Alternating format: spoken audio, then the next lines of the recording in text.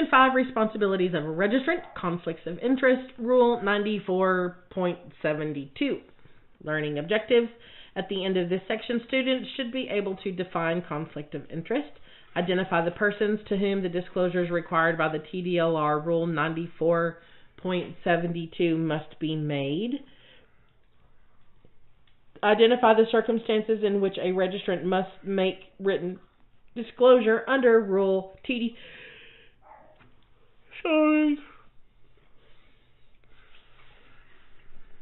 Identify the circumstances in which a registrant must make written disclosure under TDLR Rule 94.72. List 7 responsibilities that TDLR Rule 94.72 places on a registrant. Scenario 5. What would you do? I need sound effects. You are the chief appraiser for Utopia County Appraisal District. Utopia County is a suburban county that is growing rapidly.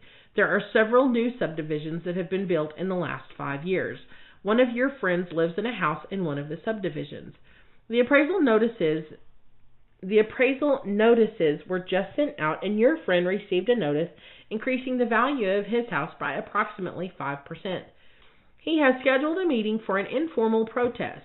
He is asking you to lower the appraised value below last year's value. You are confident that the appraised value is correct, but you do not want to offend him. What do? Suck it up, Bubba. No, send him to protest. Get him to file a protest. Yeah, that's what I'm saying. You tell your friend, suck it up.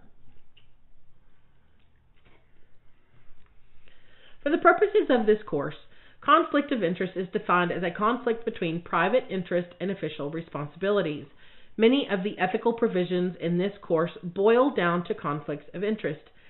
If an official takes a bribe, you might say their private interest in being rich conflicts with their official duty to do the job. Conflicts of interest can involve the appearance of improper influence of activity. Even if you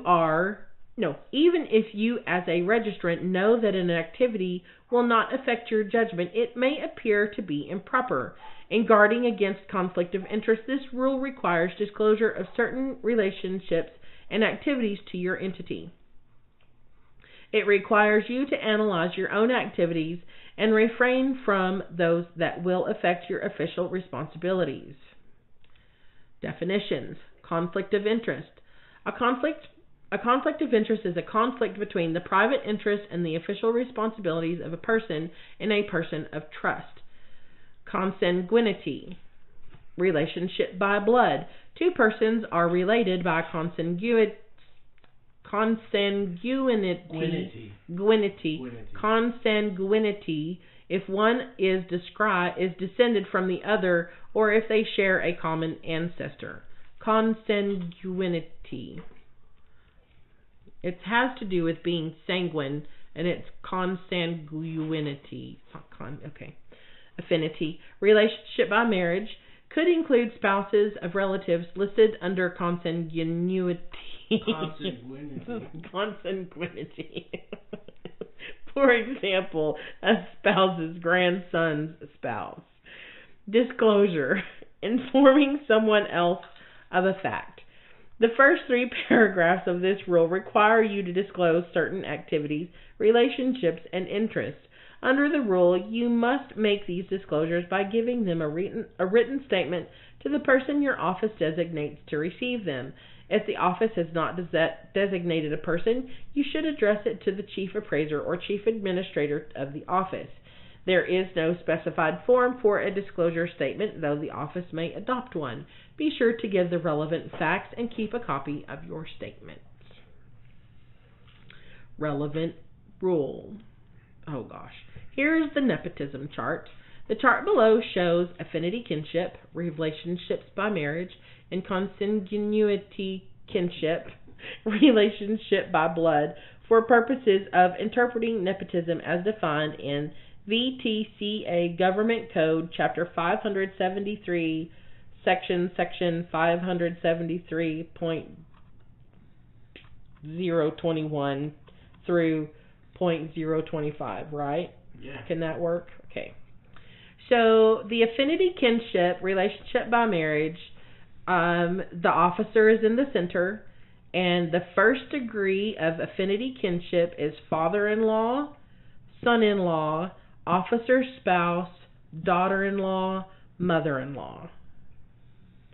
Second degree of affinity kinship is spouse's grandfather, spouse's granddaughter, spouse's brother or brother-in-law, spouse's sister or sister-in-law, spouse's grandson, spouse's grandmother, brother's spouse or sister-in-law, or sister's spouse, brother-in-law. I have a question. Mm-hmm. Wouldn't your spouse's grandson also be your grandson? Not if they were step, but... Yeah, probably. Okay. So, the consanguinity... I'm sorry. Trying to say it right. I am trying to say it right. Consanguinity. Consanguinity. Okay. The first degree of consanguinity kinship, relationship by blood, is father, son, daughter, mother. Second degree of consanguinity kinship, relationship by blood, is grandfather, brother, sister, grandson, granddaughter, grandmother.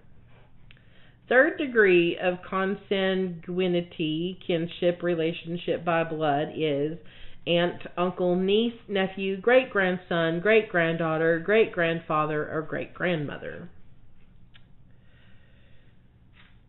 TDLR Rule 94.72a, a registrant must disclose in writing to the appraisal district or taxing entity any relationship of consanguinity within the third degree that may relate to an assignment so long as he holds a registration position.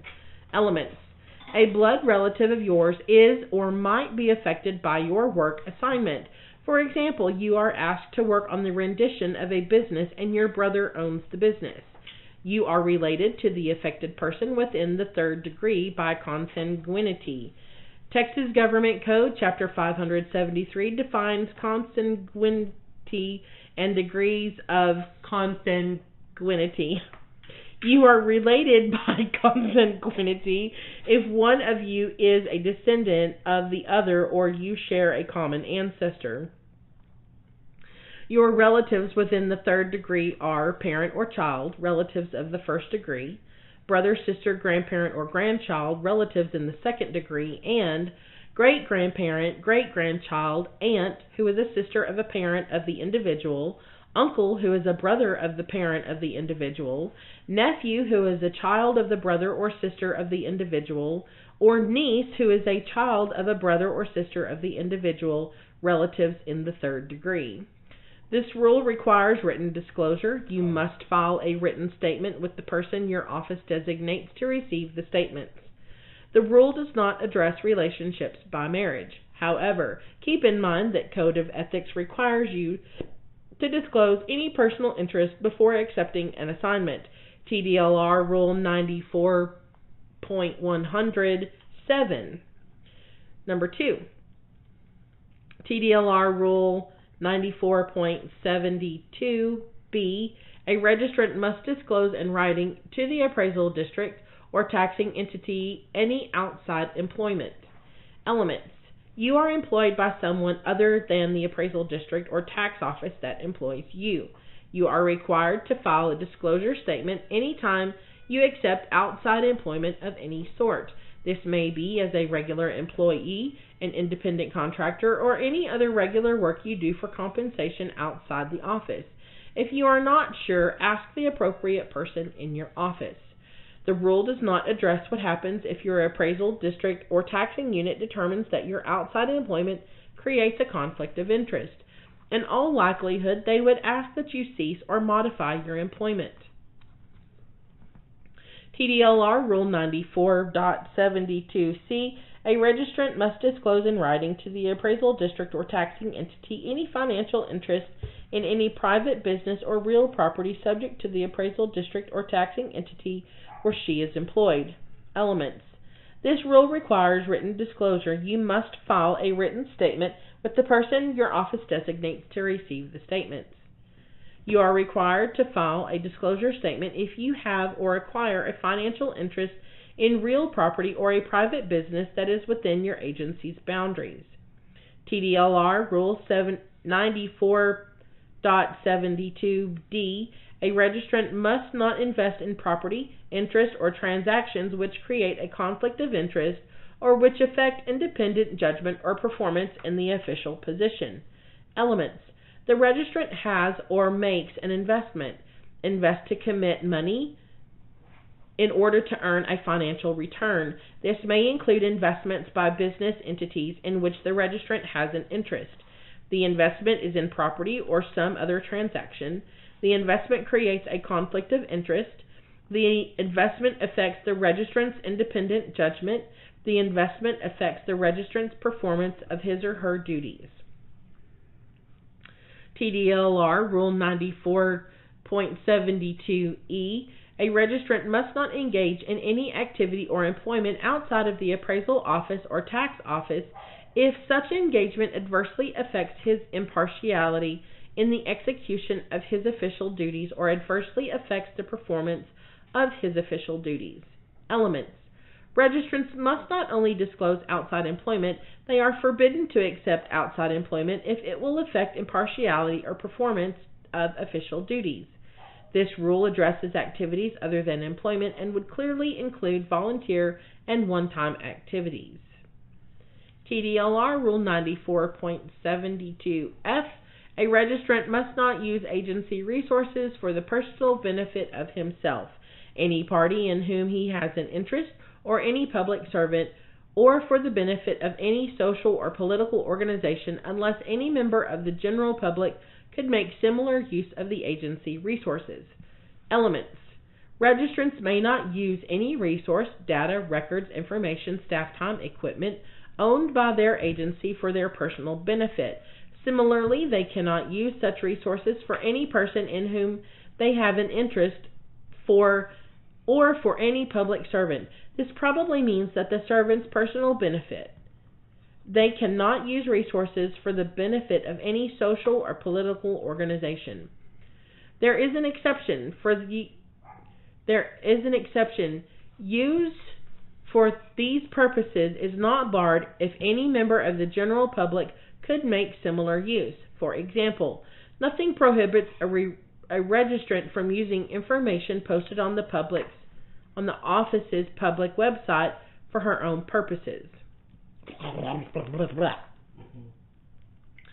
TDLR Rule 94.72G, a registrant in their official capacity must not endorse the services or products of any person or firm.